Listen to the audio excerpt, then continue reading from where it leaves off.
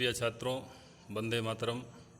मैं डॉक्टर पीयूष त्रिपाठी, श्री महाकालेश्वर वैदिक प्रशिक्षण एवं शोध संस्थान का प्राचार्य, महर्षि पतंजलि संस्कृत संस्थान भोपाल के आग्रह पर आप सभी के लिए व्याकरण का विषय लेकर उपस्थित हुआ हूँ।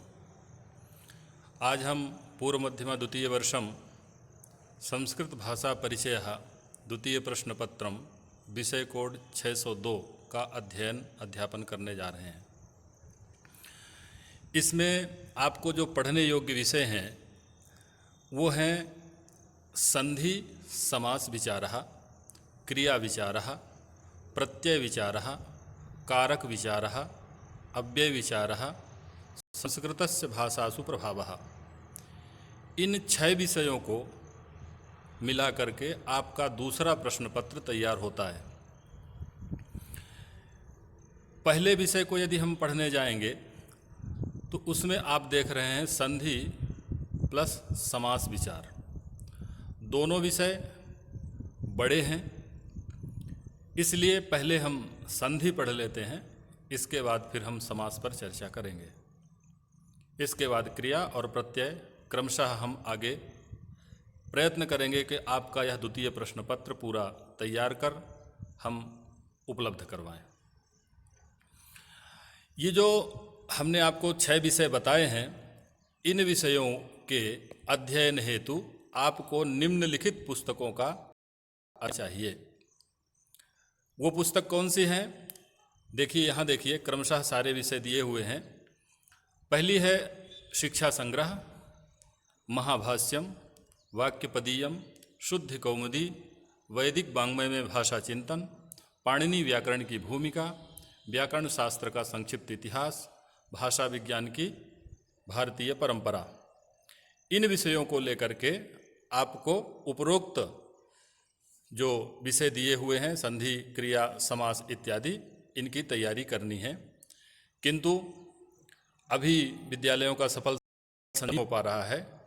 इस हेतु जब आपका विद्यालय चालू हो तब इन पुस्तकों का आश्रय लेकर के पढ़ें। अभी आप वीडियो के माध्यम से ही बताए गए विषय के आधार पर अपने प्रश्नों की और प्रश्न पत्र की तैयारी करें। अब हम देखते हैं कि संधि प्रकरणम जो आपके कोर्स में है वो संधि प्रकरण है। तो जो संधि प्रकरण है उसको देखिए आप। पहला प्रश्न तो यही उठता है, को नाम संधि। संधि किसे कहते हैं? संधि को समझने के लिए एक व्यवहारिक उदाहरण देकर के मैं आपको समझाना चाहता हूँ। ट्रेन आप सभी ने देखी होगी।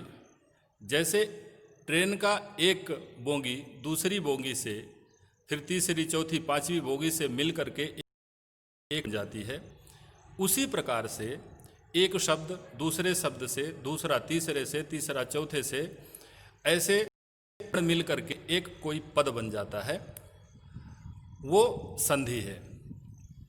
यही ऊपर हमने यहाँ बताया है कि वर्णद्वयस्य सम्मेलनेन यत् स्वाभाविकं परिवर्तनं भवति तदेव संधि। दो वर्णों के या दो से अधिक वर्णों के, यहाँ हम वर्ण बोल रहे हैं, पद नहीं बोल रहे हैं। संधि पदों में नहीं है बल्कि वर्णों में है, अक्षरों में है। से अधिक वर्ण हो, उन वर्णों के बीच में जो स्वाभाविक परिवर्तन होगा, जो काम होगा, उसे हम संधि कहेंगे। देखिए, हमने 2 शब्द यहां दिए हुए हैं, हिमालयः और स्वागतम। अब इनमें हमें पहचानना यह है कि हिमालय कहने से क्या इसमें कोई 2 शब्द हैं क्या, या 2 वर्ण हैं क्या? तो उन वर्णों को पहचानना, फिर जहां से वो जुड़े हुए हैं, जैसे एक चैन दूसरे श्रृंखला से, तीसरी श्रृंखला से मिल करके पूरी चैन कंप्लीट हो जाती है, उसी प्रकार से शब्द बनते हैं। तो हमें ये पहचानना है कि ज्वाइंट कहाँ है, इन शब्दों के बीच में जो जुड़ाव है वो कहाँ है, बीच में है, किनारे में है, कहाँ है। जहाँ से वो जुड़े हुए हैं उसको अलग करना, यह संधि विग्रह है, और दोनों को मिला देना, यह संधि है।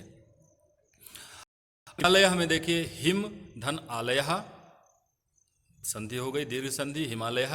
सुधन आगतम स्वागतम, यहाँ भी संधि हो गई स्वागतम में।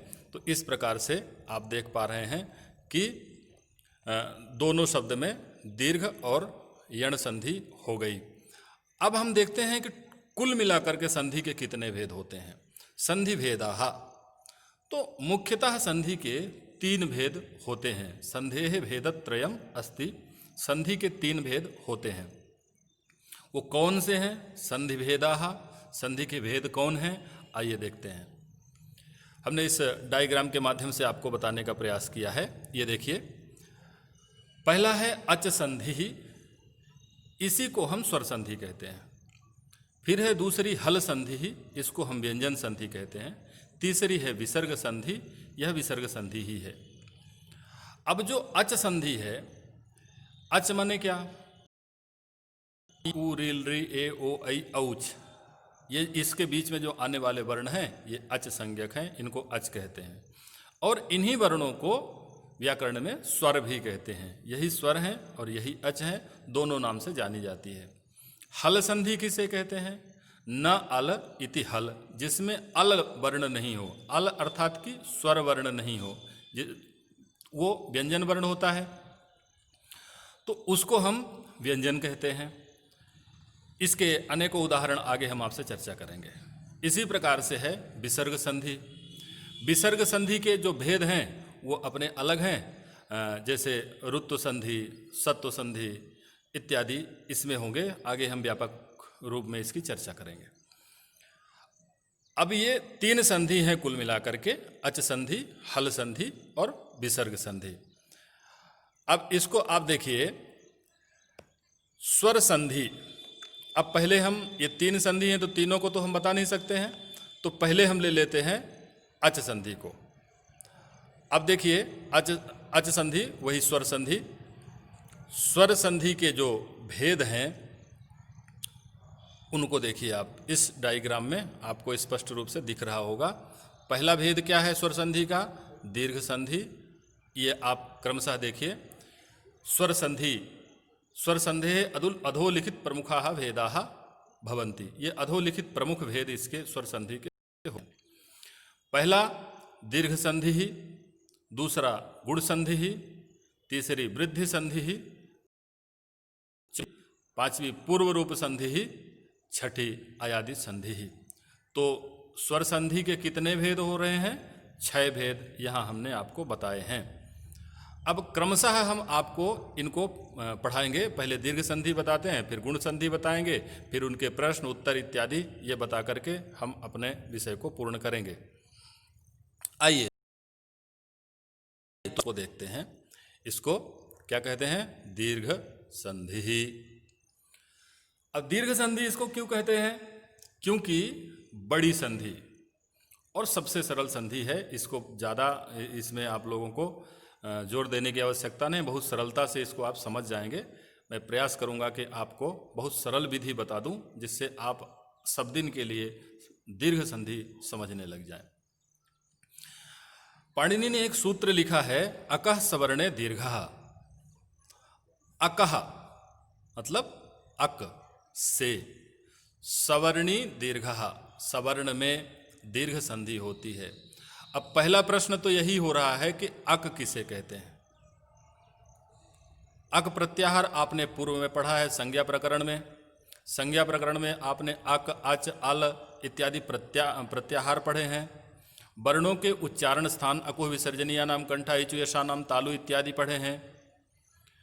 फिर अंतस्थ संज्ञक वर्ण, ऊष्म संज्ञक वर्ण और वहाँ वर्णों के जो भेद हैं उनको आपने विधिवत पढ़ा है।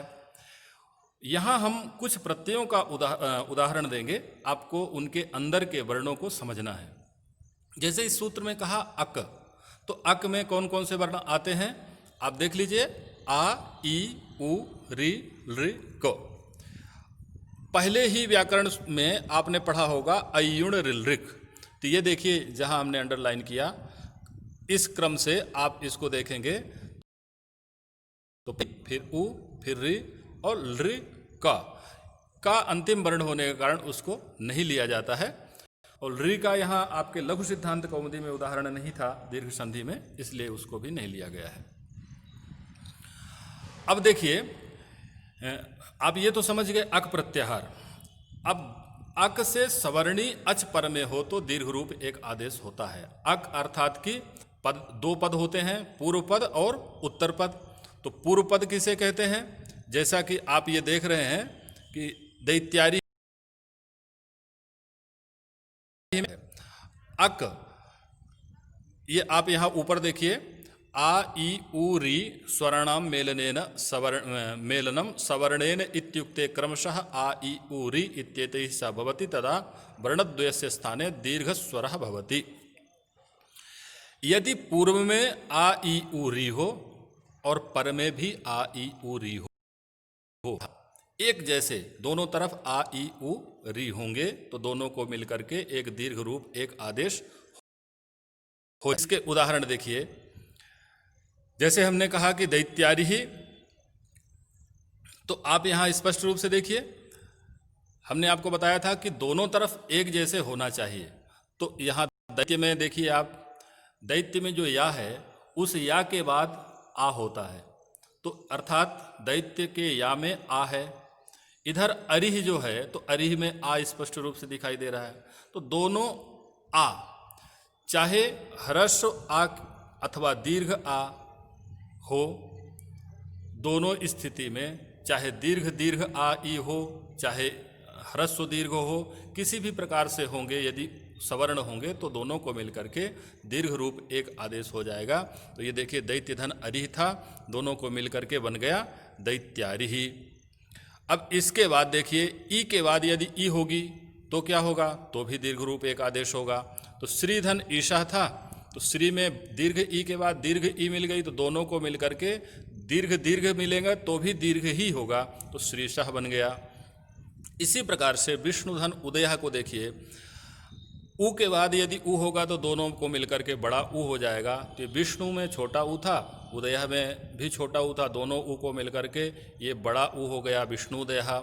इसी प्रकार से होत्रिधन ऋक आ रहा है, होत्रि में जो री है इस री को मिलकर के और ऋकारह के री को मिलकर के यहाँ एक दीर्घ री हो जाएगी। इस प्रकार से होत्रिकारः, ये सिंगल री होती है और इस प्रकार की ये डबल री जो हम लगाते हैं इसको दीर्घ री कहते हैं। तो होत्रिकारः इसे कहेंगे। ये आपके शब्द बन गए। अब देखिए उदाहरण जो आपको आवश्यक होंगे, पश्यत कथम परिवर्तनम भवति। अब देखिए वर्णों में कैसे परिवर्तन होता है, और बहुत सारे उदाहरण हमने आपको बताए हैं। देखिए, जैसे विद्याधन आलयः था, तो आ के बाद यदि आ होगा तो क्या होगा? बड़ा आ हो जाएगा, तो विद्यालयः। अब इसी प्रकार से जितने भी आलय वाले शब्द होंगे उन सारे शब्दों को मिला करके दीर्घ हो जाएगा, तो विद्यालयः बन जाएगा। इसी प्रकार आप देखेंगे गिरिधन ईशः, गिरीशः बन गया। देहधन अंतः, देहांतः, दोनों तरफ आ है, देहांत हो गया। कस्य धन अपि, कस्य में या में आ है और अपि के आ को मिलकर के दीर्घ हो गया, तो कस्यापि बन गया। शिवधन आलयः, शिव में वा में आ और आलयः के आ को मिलकर के शिवालयः बन गया। दयाधन आनंदः, दीर्घ दीर्घ आ मिलकर के यहाँ दीर्घ या आ हो गया, दयानंदः। महाधन आशयः, दोनों को मिलकर के हो गए महाशयः। गिरिधन इंद्रः, दोनों ई को मिलकर के हो गया गिरीन्द्रः। रविधन इंद्रः, दोनों को मिलकर के हो गया रवीन्द्रः। गिरिधन ईशः, दोनों ई को मिलकर के हो गया महीधन इंद्रः। चाहे दीर्घ पहले हो चाहे बाद में हो, चाहे ह्रस्व पहले हो चाहे बाद में हो, दोनों को मिलकर के दीर्घ ही होगा। तो ये देखिए बड़ी ई हो गई महीन्द्रः। भानुधन उदयः में भानुदयः हो गया। लघुधन ऊर्मिः, तो यह हो गया लघुर्मिः। इस प्रकार से आपकी दीर्घ संधि कंप्लीट हो जाती है। अब देखिए दीर्घ संधि के बाद हम आपको दीर्घ और, तो अभी आपको हमने दीर्घ संधि बताया। दीर्घ संधि में आ के बाद आ हो तो बड़ा आ के बाद ई के बाद ई हो तो बड़ी ई, ऊ के बाद ऊ हो तो बड़ा ऊ, री के बाद री हो तो बड़ी री हो रही थी। अब इसमें थोड़ा सा अंतर है। यदि ह्रस्व आ अथवा दीर्घ आ के बाद ई होगी, ह्रस्व ई अथवा दीर्घ ई होगी, यदि ह्रस्व आ अथवा दीर्घ आ के बाद उ अथवा दीर्घ उ होगा, इसी प्रकार से आ अथवा आ के बाद यदि री होगी, आ और आ के बाद यदि री होगी तो क्या होगा। तो इसे हम गुण संधि में समझेंगे। अब देखिए, आ के बाद यदि ई होगी तो क्या होगा। बहुत सरल है, ज़्यादा समझना इसमें भी ज़्यादा कठिनाई की बात नहीं है, क्योंकि आप दीर्घ संधि समझ चुके हैं। तो आ के बाद यदि आ होगा तो दीर्घ होगी, और आ के बाद यदि ई होगी तो आ और ई को मिलकर के क्या गुण हो जाएगा। ये यहाँ देखिए, ये 4 गुण बताए हुए हैं, ये 4 गुण होते हैं। आ और ई को मिलकर के ए गुण हो जाता है, आ और उ को मिलकर के ओ गुण होता है, आ और री को मिलकर के अर गुण होता है, आ और री को मिलकर के अल गुण हो जाता है। इसके 4 उदाहरण हम आपको यहाँ क्रमशः बता रहे हैं। अब देखिए, ये उपेंद्र और गंगोदकम।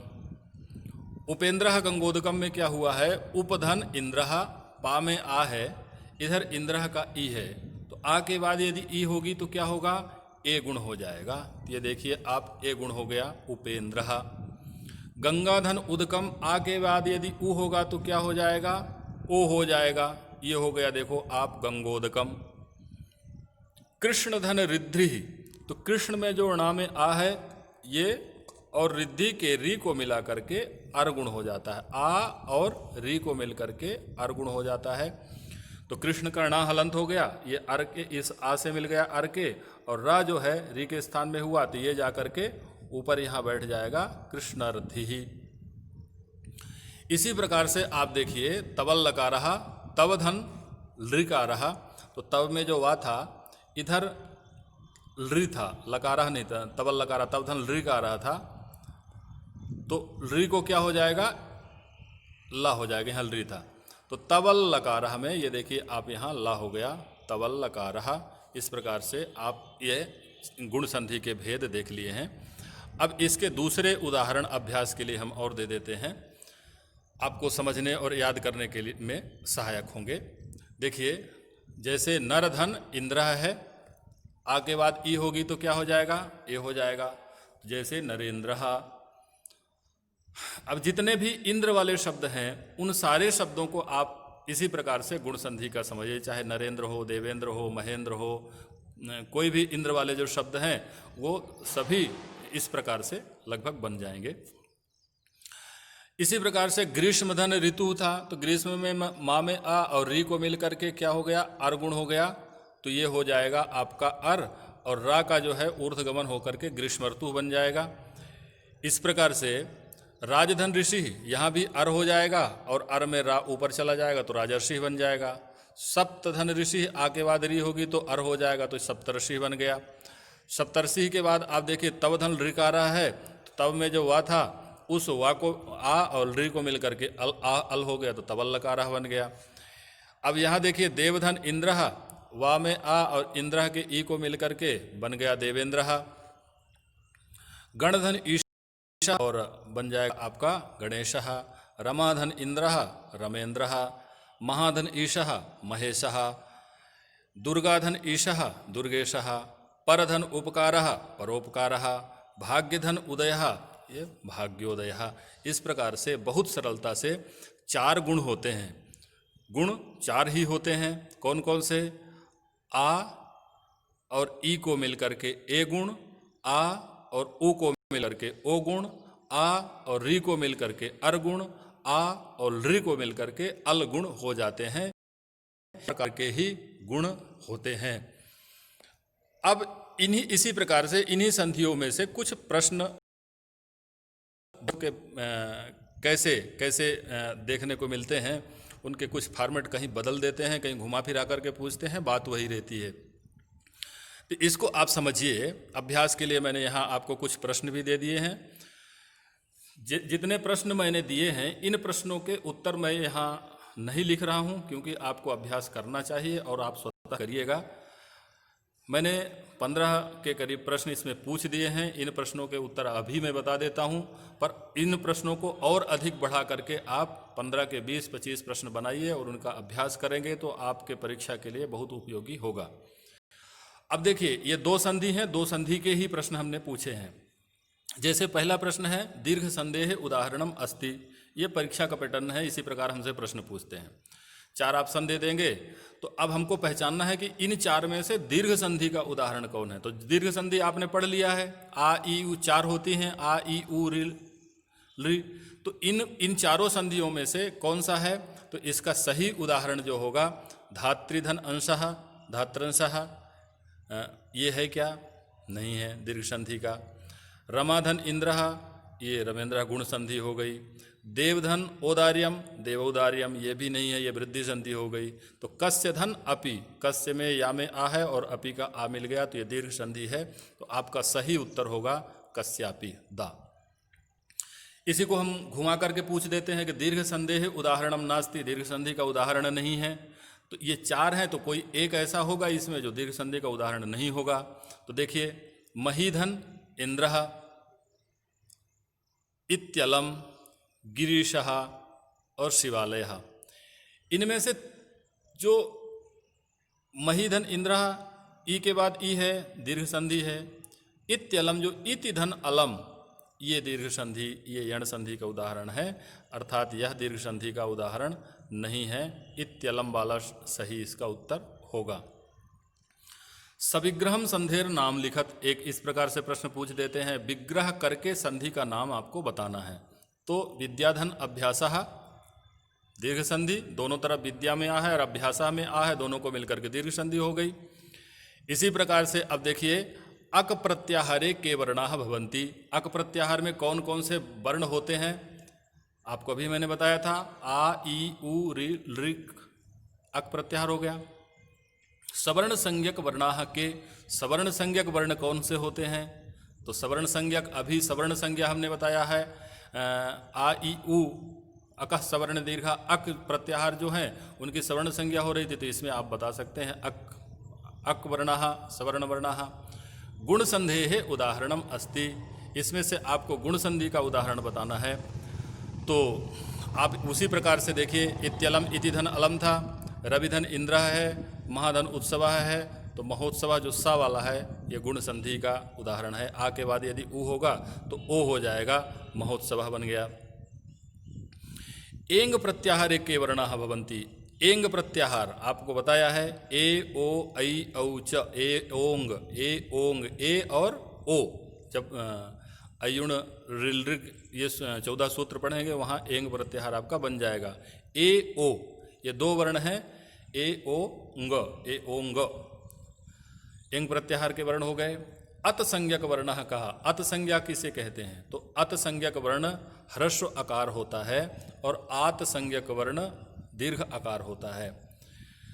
इसी प्रकार से अब देखिए आप, गुण संज्ञा विधायकम सूत्रम लिखत, गुण संज्ञा किससे होती है, आद गुण अवर्णादि परे पूर्व पर्यो गुण एकादेश स्यात्, सूत्र लिखना है इसमें आपको। महर्षि पद से सविग्रहम संधेर नाम लिखत, महर्षि में विग्रह करके इसका संधि का नाम बताना है। महाधन ऋषि, आ के बाद री हो तो अर होता है, तो महर्षि ही, यहाँ भी आपकी गुण संधि हो गई। इसी प्रकार से सवर्ण दीर्घ विधायकम सूत्रम लिखत, सवर्ण संज्ञा किसकी होती है, अकः सवर्ण दीर्घ हमने बताया है, तो यहाँ यह सूत्र लिखना है। के प्रादयः, प्रादि किसे कहते हैं, प्रादि के प्रादयः आपको बताना है। प्रापरा, ये जो 22 हैं, प्रापरा अपसम अनु अवनिस निर दुस दुर बी आंगनी अधि अपि उत्सु प्रति परि एते प्रादयः, ये 22 प्रादि हैं, ये आप बताइए। कति स्वराः भवन्ति केचते, कितने स्वर होते हैं और कौन कौन से, तो यही अयुण ऋलृग में से गिन करके आप स्वर बताइए, स्वर की संख्या बताइए और उनके नाम भी लिखिए। इस प्रकार का यह प्रश्न है। इसी प्रकार से स्वर संधेः कति भेदाः केचते, स्वर संधि के कितने भेद होते हैं और वो कौन कौन से हैं। यानी एक तो आपको बताना है कि स्वर संधि के 6 भेद होते हैं और दूसरा उन 6 के नाम भी लिखना है आपको। दीर्घ गुण पर पहले ही बताया है, उनके नाम भी लिखना है। माहेश्वराणि सूत्राणि कति संति, महेश्वर सूत्र कितने हैं?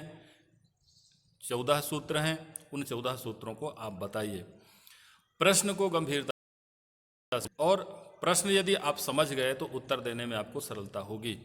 मुझे लगता है कि दीर्घ और गुणधि के विषय में आपको अब किसी प्रकार का संदेह नहीं होगा। यदि होता है तो फिर हम आपके समाधान के लिए कुछ और प्रयत्न करेंगे। तब तक के लिए आप अभी इन प्रश्नों को और इनके अतिरिक्त और प्रश्न जोड़ करके अभ्यास करें, परीक्षा की तैयारी करें। और यदि आपके इन 15 प्रश्न में से 5 प्रश्न भी परीक्षा में आ गए तो आपका बहुत बड़ा काम हो जाएगा। और मुझे लगता है कि दीर्घ और गुण में इस प्रकार के अतिरिक्त और क्या प्रश्न बनेंगे, ऐसे ही प्रश्न बनेंगे, इसलिए सभी प्रश्न उपयोगी हैं। मैं आपसे यही आग्रह करता हूं कि 15 प्रश्न का कंठस्थीकरण करें और दूसरे प्रश्न स्वयं निर्माण करके उनका भी अध्ययन करें। तब तक के लिए सभी को जय श्री महाकाल, नमस्कार।